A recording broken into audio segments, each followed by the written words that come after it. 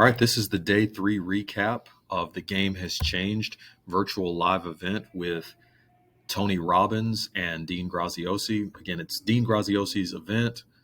Tony Robbins spoke on day 1. He came back today and it was on day 3 as well. Today was only maybe, again, I also watched the replay today and watched it at double speed, so it's hard to say, but I would say he was probably somewhere in the neighborhood of 45 minutes or so towards the end. It may not have even been that. And at double speed, it really went by pretty quickly. Today's events, everything that was happening there was really much more motivational. That's not a bad thing. Again, I've spoke about this for the day 1 recap.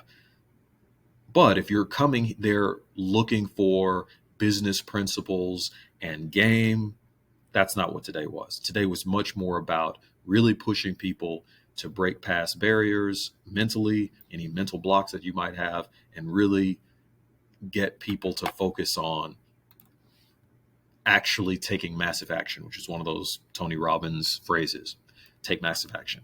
So today was the last day of the virtual live event.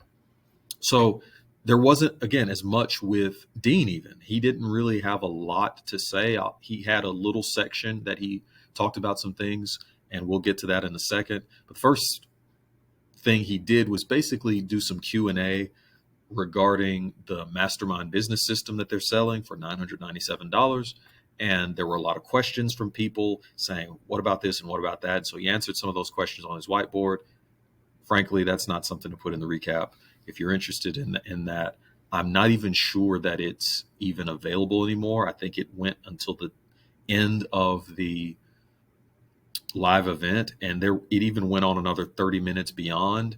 But after that, I think it's closed. And so if you didn't do that, I did pay $1 to get access to their AI that we're going to talk about later. I haven't talked about their AI yet. I haven't used it yet, but I am going to be doing some things with it probably next week. And if I do, I'll probably do a video about it.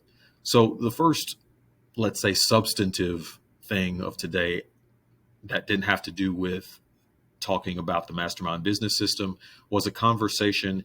I believe this lady's name is Wee Lek. And so I think she's Singaporean. So she had a very thick accent, which was pretty difficult to understand at double speed as well. But I have the main points of her conversation with Dean.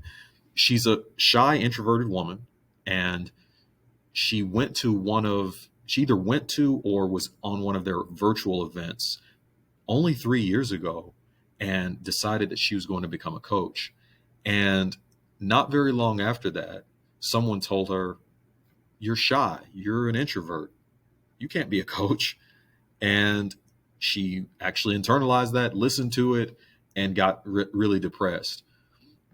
But later on, I think she maybe went through some more trainings with Dean or with Tony, and she eventually got to the place where she began to teach people one-on-one, and she's now an internationally recognized speaker and coach. And so you can see how polished she was there in that brief conversation. And apparently they flew her out to wherever Dean was at the time, and she had some interesting things to say towards the end, as he did with some of the other people he spoke to. He asked her that if she kind of thought back to where she was in a seat similar to ours, those of us who were in this event. She was asked by Dean, what advice would you give people who were listening to this? And the advice she gave is that you have to be bad before you can be good. And I thought that was really useful. A lot of times, perfectionist types, we want everything to be in place. We want everything to be just so. And often you just need to get started. And so that was a refrain throughout today. And again, it's very true. You have to get started. You have to get to work at whatever the thing is that you're going to do. You will not be good at first. You have to be bad before you can be good. After that, there was speaker Trent Shelton, former football player. So now I would say he's more of a motivational speaker. He's pretty big on Instagram, apparently. I had not heard of him before, but he has maybe billions of views on Instagram, apparently that's what they were saying. And so he was actually given the floor for about 20 minutes. Now, again, for me, it was about 10 minutes of actual time, but because I had it sped up double time. You actually can find, if you go to Dean Graziosi's website, by the way, or not website, but his YouTube channel, you can find day 1, 2, and 3, and you can watch those. And if you're like me, put it on double time, it'll take it from being 3+ hours to being closer to an hour and a half of watching. And you can still get the content there. He said it all starts with you. So he got up and he was very motivational, almost preaching. And so that was, you could see that a lot of the people on Zoom and people responding to it, and he was getting emotional there, and it was really helpful for people. So this was motivation for sure. He said it all starts with you. He said that he didn't listen to opinions that weren't validated. He was a football player, and then he was going to shift from that to be a speaker, and there were people that were saying to him, "What are you doing? You can't do that." And so one of the things he tried to drive home for those who were listening is that you shouldn't listen to opinions of people that aren't validated. People who don't know anything about the industry that perhaps you want to go into shouldn't be the ones that you're listening to. Then he said, I tried to get this exact quote down: "You're a choice away from a new beginning, a commitment away from a new life." And so this idea of making a choice, making a commitment to completely change your life. This gets back to some of the things that Tony Robbins had to say on day 1 about being, or about making a breakthrough. And so that's really what he was talking about there. Then he had 3 points to make there. So there were 3 main takeaways that he had toward the very end of his talk. The first one is that you should make a choice, or life will make it for you. So he was really big on saying, draw a line in the sand, really make a choice, or else basically someone will make it for you. The second thing he said is trust your vision. He talked about this idea of you could have a power perspective or a prison perspective. So the idea of being basically feeling like you're bound, feeling like you have no choice to do a thing would be the prison perspective. But a power perspective would be one where you dictate what things are going to happen. And so he said, trust your vision, really go in the direction you want to go in, and try to have a perspective of power. And the third thing was be consistent at being your best. I think he said be consistent at being your best you, or something like that. But that, when you try to write that, it just doesn't sound right. So I just simply said be consistent at being your best. And he essentially said that consistency equals legendary. And so those who are legendary, one of the examples Tony Robbins gave in his talk was Stephen Curry, and how many shots he's had to put up in practice to be able to hit maybe something like 3,000. He's probably put well over 150,000 3-pointers up over the last 15 years.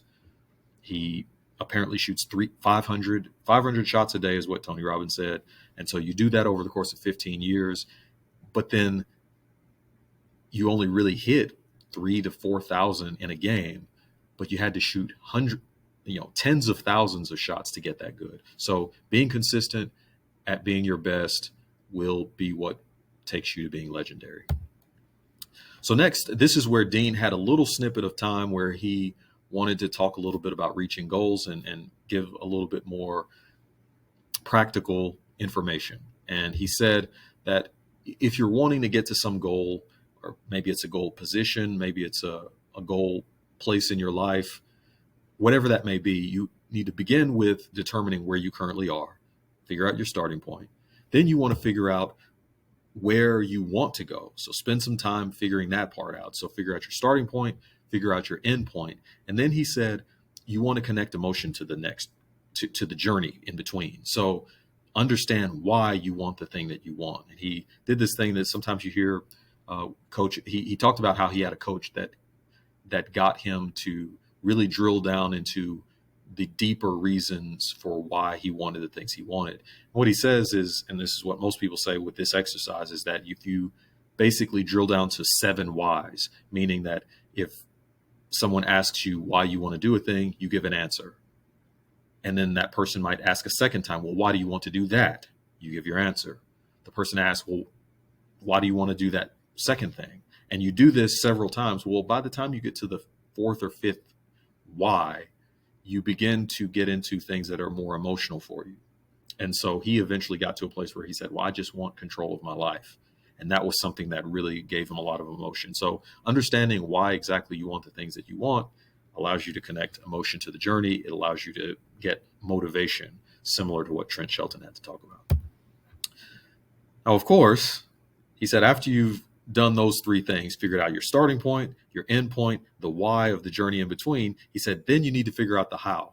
And of course, the how, I don't mean to laugh at this, but of course, the how is the mastermind business system that they are pitching. And so again, I'm sure it does very well. That he gave some testimonials about it, and he once again went back to this idea that you need the right map, you need the right guide, and you need the right tools. And this system gives you all three things. Now, this brings me to the AI. I'm the artificial intelligence guy, so when they said they had an AI, that made me sit up and take note and pay attention. And so their depiction of this AI is this young light-skinned woman here called Gigi. Gigi 2.0 is this guide for you. And so I paid $1 a couple of days ago to get access to this, and I haven't done anything with it yet, but I will check it out and see. But basically, you can ask Gigi a series of questions or give Gigi a little bit of information about you. And what they've done is they've trained this AI on things that Dean and Tony have said, so that her answers are going to be answers that would line up with what they would tell you. And so this is really interesting, but they put it in this woman. It was interesting. The comments were kind of hilarious. Actually, someone the other day was talking about how pretty she was. And it's like, and again, of course, everybody talking about this AI calls her a she, because that's what they depicted. If Gigi was like Gigi Jackson of the Memphis Grizzlies, a guy, then Gigi would be a guy, and we would call him a he. So it's interesting how we personify, we attach gender to these AIs, and it makes it feel like there's actually a woman helping us with our business. And so Gigi 2.0 is a part of this. And so it looked like a really interesting idea where you could really put some initial information in there about yourself and about the kind of business you think you might want to start. And she would be able to help you with things like building a course or a mastermind or something like that. So all of that is part of the mastermind business system.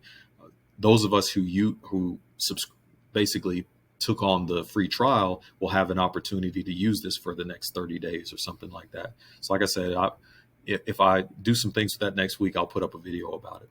So of course, the how of getting to where you want to be is, of course, the mastermind business system. And again, Dean is not apologizing, and he shouldn't apologize for talking about this thing, because he believes in the product. He has fallen in love with the client. That is us, I guess. He's fallen in love with the product, and he's fallen in love with the outcome. So if you think about something from one of the previous days where that was said. Okay, so next he gave Nicole Burke, who was a gardening entrepreneur, the floor, and he allowed her. This wasn't a conversation with her. She actually spoke, and she had three main takeaways that she wanted to give to the people who were listening. The first was to become a believer in your thing. So for her, it was gardening. She told the story about how she was a homeschooling mother and got basically burned out and didn't like housework, and eventually came to her husband and said, I can't do this anymore.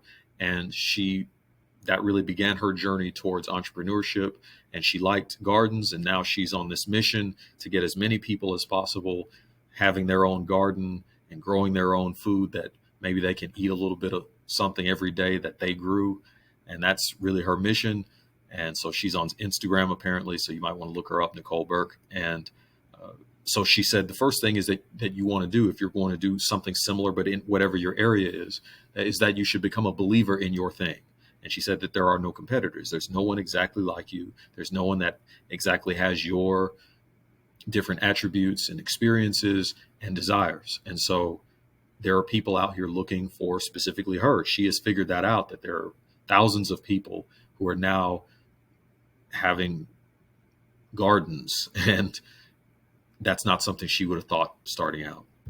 The second thing she said is that you should commit to show up every day, sounding very similar to Trent Shelton. Again, there's a consistency here in the messaging where they're really trying to get people really commit themselves to work hard on whatever it is that they're wanting to do.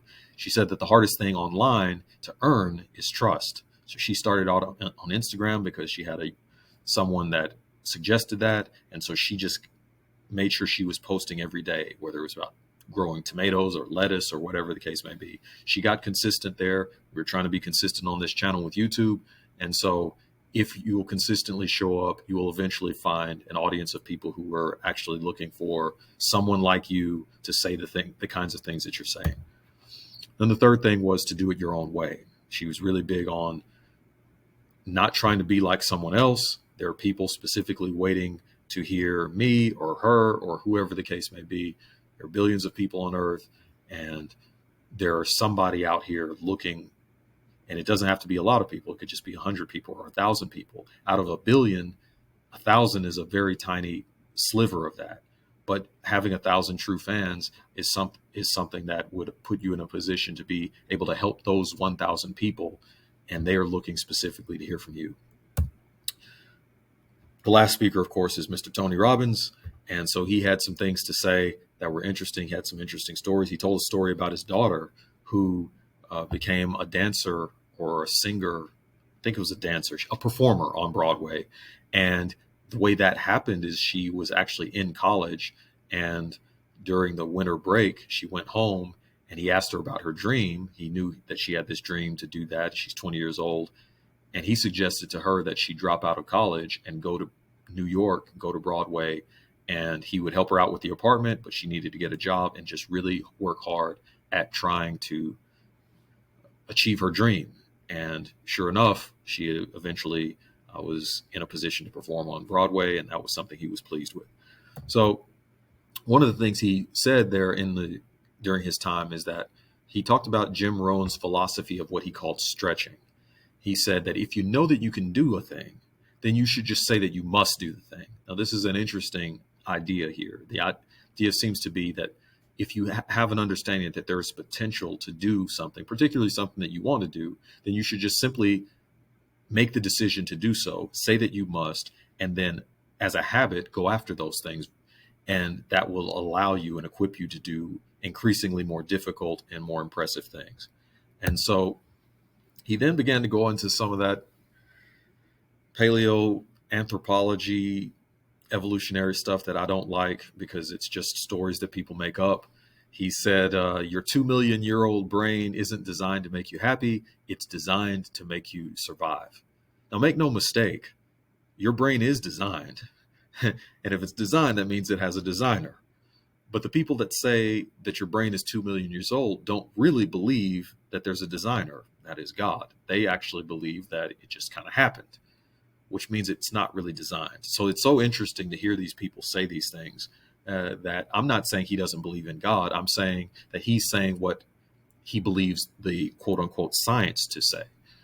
But your brain isn't 2 million years old. Your brain is however old you are. And so the idea that a brain just develops over time, or the idea that it has been designed and that design took place over 2 million years, you need to choose one.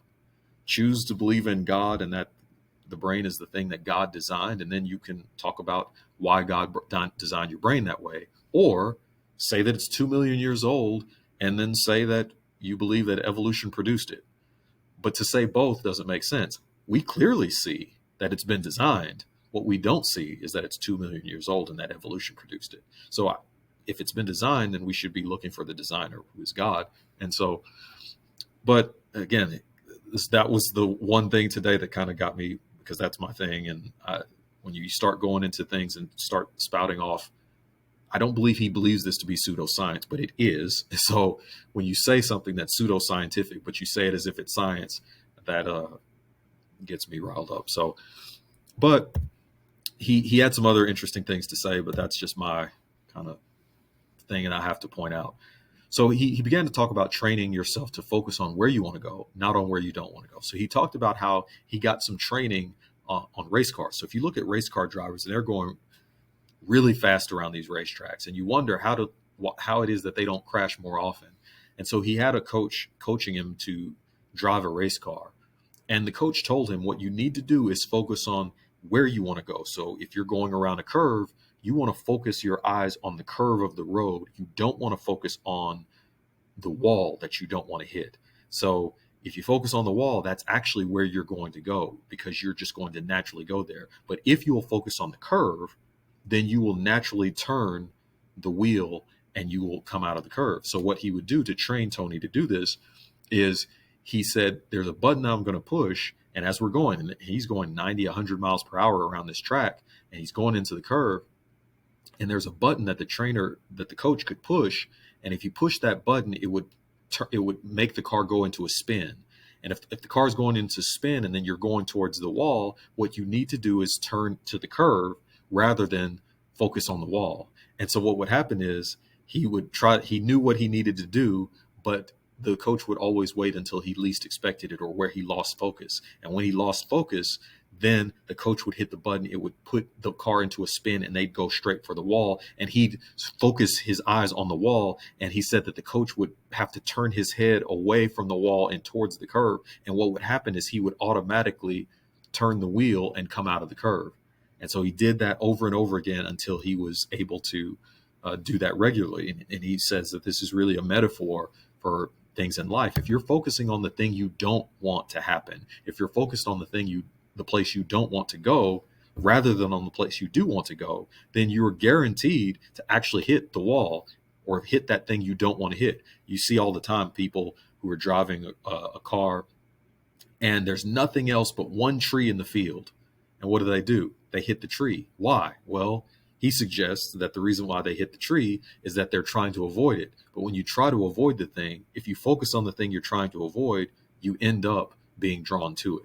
And so if there's an outcome that we don't want, we should not focus on that. We should focus on the outcome we do want, and focus our energy, our time, our effort on that. So I thought that was interesting. I mean, the reason why these things are true is because God made the world that way. And that's the way faith works. We have faith in, faith is the substance of things hoped for, the evidence of things not seen. Faith is not about not wanting to go to eternal punishment, for instance. It's not about that. It's the substance of things hoped for. You focus on the thing that you're wanting to happen. So that's the way faith works. This thing is true because that's the way God made the world. So the last thing Tony Robbins said is that whenever you make a decision, immediately act so that you will follow through. And so this is a habit he has. I think it's a good habit to have. If you're making a decision to do a certain thing, you should immediately take an action.